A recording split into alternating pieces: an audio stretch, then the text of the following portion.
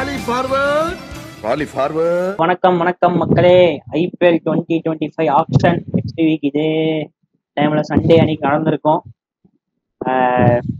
So நாங்க என்ன பண்ண போறோம்னா ஒவ்வொரு டீமா பிரிச்சு யார் யார் எங்கெங்க போவாங்க என்னென்ன எடுப்பாங்க அப்படின்னு சொல்லி வந்து ஒரு டிஸ்கஷன் மாதிரி பண்ணலாமேன்னு இந்த வீடியோ. ஸோ டோட்டலா பார்த்தீங்கன்னா 574 பிளேயர்ஸ் வந்து ஆப்ஷனுக்குள்ள போறாங்க. அதுல 366 Indian players, 208 overseas players. Already ரிட்டன்ஷன்ஸ்லாம் போக 204 ஸ்லாட்ஸ் அவைலபிள். அதுல வந்து 70 ஓவர்சீஸ் ஸ்லாட்ஸ். இதுல பாத்தீங்கன்னா டோட்டல் கேப் இந்தியன்ஸ் வந்து 48 இந்தியன்ஸ், டோட்டல் கேப் ஓவர்சீஸ் வந்து 193 கேப்டு ஓவர்சீஸ் பிளேயர்ஸ். அப்புறம் அசோசியேட் நேஷன்ல இருந்து ஒரு 3 பிளேயர். அப்புறம் அன்கேப்டு இந்தியன்ஸ் வந்து 318 ஹையஸ்ட். அப்புறம் அன்கேப்டு ஓவர்சீஸ் பாத்தீங்கன்னா ஒரு 12 பேர். ஸோ யார் யார் எங்கெங்க போறாங்க, என்னென்ன ஆறாங்க, அடுத்த 3 வருஷம் என்னென்ன ஃபண்ட் இருக்கு எல்லாமே அடுத்த வாரம் தெரிஞ்சிடும். ஸோ முதல் டீம் பார்த்துடலாமா? முதல் டீம் என்ன டீம்? புளியார் சுழி போடுற டீம் நம்ம எப்பயுமே வந்து முழு முதற் கடவுள். நம்ம ஃபர்ஸ்ட் யாரு? குஜராத். அங்கிருந்தே ஆரம்பிப்போம். மோடிஜி அங்கிருந்தே ஆரம்பிப்போம்.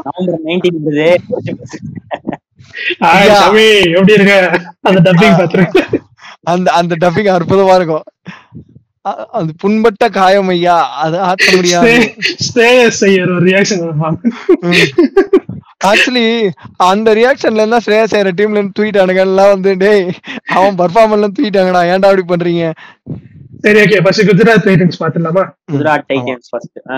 நம்ம முதல்ல பார்க்க போற டீம் வந்து ஜிடி, ஃபார்மர் சாம்பியன்ஸ். போன வாட்டி திக்கு தசை தெரியாம இருந்தாங்க. இந்த வாட்டி ஆக்ஷன்ல, ஆனா அவங்க வந்து ஆக்ஷன்ல பண்றதுக்கு முன்னாடி ரிட்டன்ஷன்லயே அவங்க கொஞ்சம் நல்ல வேலை பார்த்துருக்காங்க அப்படின்னு சொல்லலாம். 5 பேர் ரிட்டைன் பண்ணியிருக்காங்க. அந்த 5ல 1 ரஷீத் கான், மீதி 4 இந்தியன் பிளேயர்ஸ், சுப்மன் கில், சாய் சுதர்ஷன். மற்ற 2 வந்து அன்கேப் கோட்டால பண்ணியிருக்காங்க. பட் அவங்களுக்கு நமக்கு நோன் கோட்டா தான். ஷாருக் கான் அண்ட் ராகுல் தெவாத்தியா. இது வந்து அவங்களோட பேட்டிங்க்கு வந்து ஒரு நல்ல ஒரு இந்தியன் கோர் கொடுத்துருக்கு. ஸோ இவங்க இதுக்கு யூஸ் பண்ண பர்சன் பார்த்தீங்கன்னா 51 கோடி. அவங்களுக்கு இன்னும் 69 கோடி இருக்கு. பிளஸ் ஒரு ஆர்டிஎம் கார்டு வேற வச்சிருக்காங்க. அந்த ஆர்டிஎம் கார்டுக்கு வந்து உங்களுக்கு பொட்டன்ஷியல் பிளேயர்ஸ்ன்னு பார்த்தீங்கன்னா 3 பேர். ஒன்று டேவிட் மில்லர், இன்னொன்று நம்ம முகமது ஷமி, இன்னொன்று நம்ம வில்லியம்சன். இன் ஆல் ப்ராபபிலிட்டி எனக்கு தெரிஞ்சு ஜிடி வந்து ஷமிக்கு போவாங்க. ஏன்னா வந்து இந்தியன் ஃபாஸ்ட் பவுலர், ஒரு ஸ்பியரட் வேணும் அப்படின்றதுனால முகமது ஷமிக்கு போறதுக்கான சான்சஸ் இருக்கு. நம்ம தலைவன் ஆஷிஷ் நெஹ்ராவோட பர்ஃபார்மன்ஸு அது இதெல்லாம் பார்த்து நான் ஒரு 12 பேர் கொண்ட ஒரு குழு எடுத்து வச்சிருக்கேன். இவங்கெல்லாம் வந்து ப்ராபப்ளி இவங்க தான் வந்து ஜிடி இது எடுப்பாங்க ஆக்ஷன்ல, இவங்க தான் அவங்களோட ஃபைனல் 12 இருப்பாங்க அப்படின்னு. ஸோ அதுல என்னோட டீம் பார்த்தீங்கன்னா நம்பர் 1 சுப்மன் கில், நம்பர் 2 இஷான் கிஷன். பார்த்தீங்கன்னா சுப்மன் கில்லும் இஷான் கிஷனும் எவ்வளோ க்ளோஸ்ன்றது நமக்கு தெரியும். அண்ட் ஜிடிக்கு வந்து ஒரு போன வாட்டியெல்லாம் மிஸ்ஸிங் வந்து அந்த ஒரு wicket keeper, fire brand wicket keeper ஒருத்தர் மிஸ்ஸிங்கு.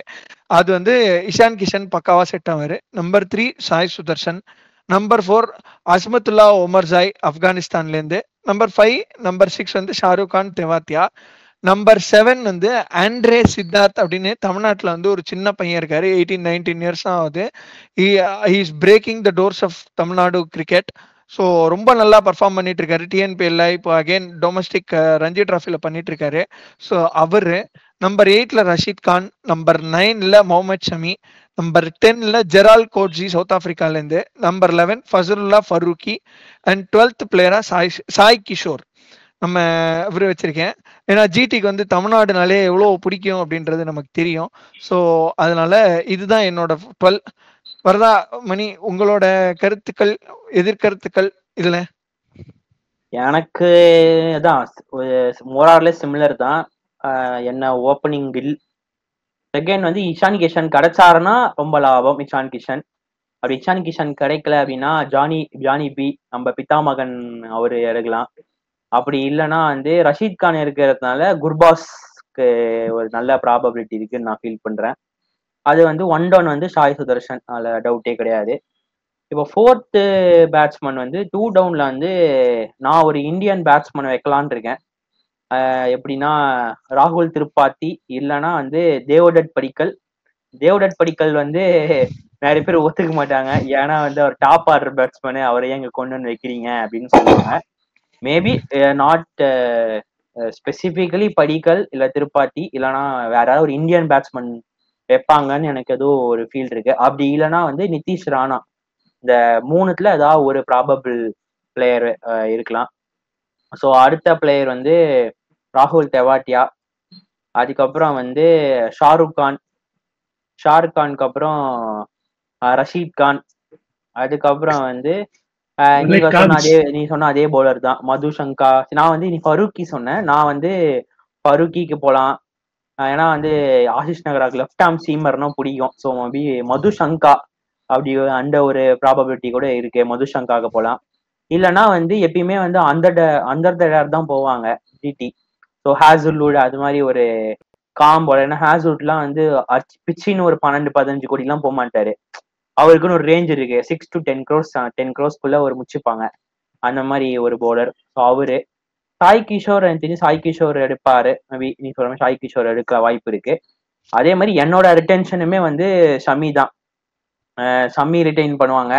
இன்கேஸ் வந்து ஷமி ரிட்டைன் பண்ணி யாருமே மில்லர் எடுக்கல, இல்ல மில்லர் வந்து கம்மி விலை கிடைச்சாங்க அப்படின்னா மில்லர் வந்து அந்த ஸ்லாட்ல போட்டுக்கலாம். ஏன்னா வந்து நிறைய ஃபின்ச் ஹிட்டர்ஸ் இருந்தாட்டி இருக்காங்க அவைலபிளா. ஏன்னா ஒன்ஸ் ஒரு மார்க்கி ஒரு 2 செட்டு போனா நிறைய டீமுக்கு பர்ஸ் குறைஞ்சிரும். என்ன பர்சனலா கேட்டீங்கன்னா எப்படியும் ஒரு 2 மார்க்கி செட் முடியறதுக்குள்ள எல்லாரும் அந்த 50 கோடிக்குள்ள பிராக்கெட்டுக்குள்ள வந்துருவாங்க. எனக்கு தெரிஞ்சு ஒரு 50-60 கோடிக்குள்ள பிராக்கெட்டுக்குள்ள வந்துருவாங்க. ஒரே ஒரு டீம் வராது, ஒரே டீம் வந்து பஞ்சாப் தான், 110 கோடி வச்சிருக்காங்க, அவங்க வரமாட்டாங்க அந்த பிராக்கெட்ல. மேபி வாய்ப்பு இருக்கு. அப்புறம் வந்து நான் இன்னும் ஒரு பிளேயர் போவேன், எனக்கு கேட்டா ஒரு இந்தியன் ஃபாஸ்ட் பவுலர், மேபி வந்து ஒரு அவேஷ் கான் மாதிரி ஒரு நல்ல ஹிட் நல்லா யாக்கர் போடுற மாதிரி, நல்ல ஹார்ட் லென்த் போடுற மாதிரி ஒரு பவுலர், மேபி ஒரு அவேஷ் கான் மாதிரி ஒரு பவுலர் வேணா போவாங்கன்றது என்னோட ஃபீலிங். ஸோ மணி சொல்லுங்க, உங்களோட பிக் என்ன? என்னை பொறுத்த வரைக்கும் பாத்தீங்கன்னா ஜிடி எப்பயுமே வந்து நீங்க சொன்ன மாதிரி அண்டர் த ரேடார் தான் போவாங்க. பட் அவங்களுக்கு இப்ப இருக்கிறது வந்து ஒரு நல்ல ஒரு ஸ்ட்ராங்கான ஒரு மிடில் ஒன்று கொஞ்சம் பில்ட் ஆயிருக்கு. தெவாட்டியா, ஷாருக் கான், ரஷீத் கான், இதுக்கு நடுவில் ஒரு ஃபர்ஸ்ட் பால்ல இருந்து அடிக்கிற மாதிரி ஒரு பிளேயர் எடுத்து போட்டாங்கன்னா ஒரு மிடில் செட் ஆயிடும். த்ரோ இன்னிங்ஸ் ஆடுறதுக்கு கில், சாய் சுதர்ஷன் ஆடுவாங்க. ஃபர்ஸ்ட் பால்ல இருந்து 20வது ஓவர் வரைக்கும் ஆடுவாங்க. ஸோ அந்த சைடு வரவங்க எல்லாருமே அடிச்சுட்டே இருந்தாங்கன்னா பெட்டரா இருக்கும். ஏன்னா குஜராத் டைட்டன்ஸ் வந்து ஹர்திக் பாண்டியா இருந்தப்போ நான் சொன்ன மாதிரி ஃபயரா ஆடுற டீமா இருந்தாங்க. அதுக்கப்புறம் பாய் ஃப்ரெண்ட் போன கேர்ள் ஃப்ரெண்ட் மாதிரி சூப் சாங்லயே ஒரு பாதி மேட்ச் ஓடிட்டாங்க. அதுக்கப்புறம் அவங்க ரிகவர் பண்ணிட்டு வரத்துக்கு கொஞ்சம் டைம் ஆயிடுச்சு. அகமதாபாத்ல கண்ட்ரோல் பண்றாங்க, பட் மற்ற கிரவுண்ட்ஸ்லாம் அவங்க பெருசா இம்பாக்ட் கொடுக்கல. ஸோ இஷான் கிஷன் போலாம். இன்கேஸ் இஷான் கிஷன் கிடைக்கலன்னா அவங்களுக்கு வெங்கடேஷ் ஐயர்னு ஒரு பிளேயர் இருந்தா பெட்டரா இருக்கும் டாப்ல இருந்து எனக்கு தோணுச்சு. ஸோ வெங்கடேஷ் ஐயர் ஏன்னா ஃபர்ஸ்ட் பால்ல இருந்து அடிப்பாங்க. எப்படி தூபே வந்தா ஒரு இம்பாக்ட் இருக்குமோ, வெங்கடேஷ் ஐயர் வந்து 6 இன்னிங்ஸ் எல்லாமே ஒரு இம்பாக்ட் இருக்கும். சட்டனால தூபே சொல்ல, ஃபர்ஸ்ட் பால் வந்து அடிப்பான்றதுக்காக சொன்னேன். அந்த ஷமி வந்து கொஞ்சம் ரீடைன் பண்றது என்னை கேட்டா கஷ்டம் தான். ஏன்னா பஞ்சாப் போவாங்க, ஆர்சிபி ஷமிக்கு போறதுக்கு சான்சஸ் ஜாஸ்தி. அவங்க சிராஜ் வேற வெளில விட்டாங்க இல்லையா, ஸோ ஷமிக்கு போவாங்க. ஸோ அவங்க ஆர்டிஎம் போட்டாலுமே ஷமிலாம் முதல் 2 செட்லாம் வரான். ஸோ நீங்க 18 crores ஃப்ரீஸ் பண்ணீங்கன்னா ஆர்டிஎம் நீங்க எடுக்கக்கூடாதுன்னே மேல ஒரு 5 கோடி போட்டு 23 கோடி 24 கோடி ஏற்ற சான்சஸ் இருக்கு. ஸோ அவங்க வைஸா யூஸ் பண்ணோம்னா டேவிட் மில்லருக்கு யூஸ் பண்ணதான் ஆர்டிஎம் யூஸ்ஃபுல்லா இருக்கும். ஏன்னா மில்லருக்கு கம்மியா போக மாட்டாங்க, ஒரு 10 கோடியில பிடிச்சா கூட மில்லருக்கு யூஸ்ஃபுல்லா இருக்கும். ஷமி எனக்கு தெரிஞ்சு டவுட் தான், வெளியில இருந்தா அவங்க பவுலிங் யூனிட் ஆள் பிடிக்கணும். அண்ட் சாய் கிஷோருக்கும் நல்ல டிமாண்ட் இருக்கும்.